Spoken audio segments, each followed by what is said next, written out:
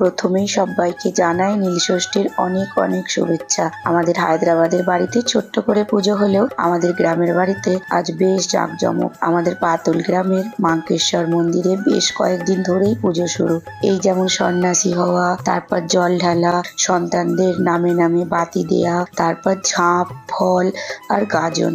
বেশ আনন্দের।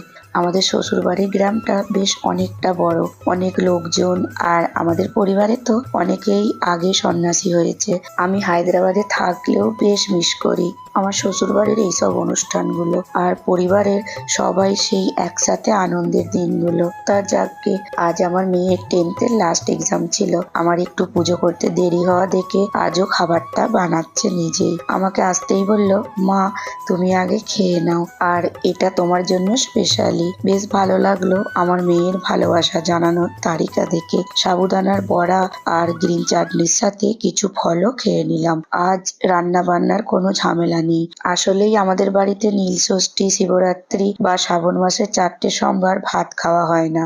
আমার ছেলে যখন অনেকটা ছোট ছিল তখন থেকেই ও কোথাও গেলে একটা ছোট্ট শিব ঠাকুর কিনে তবেই বাড়িতে আসতো। আর শিবের পুজো আমাদের বাড়িতে আমার ছেলেই করে, কিন্তু ওর এক্সাম আছে বলে আজ আমি করলাম। এদিকে পুজো আজায় তত মতি নেই, কিন্তু আবার শিবের পুজো বেশ যত্ন করেই করে।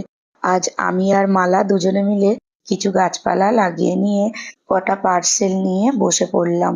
সব কটা জিনিস খুব ভালো এসেছে আর আমার বেশ কাজের। তোমরাও ভালো থেকো আর সুস্থ থেকো। তোমাদের দিনটাও খুব আনন্দময় হোক।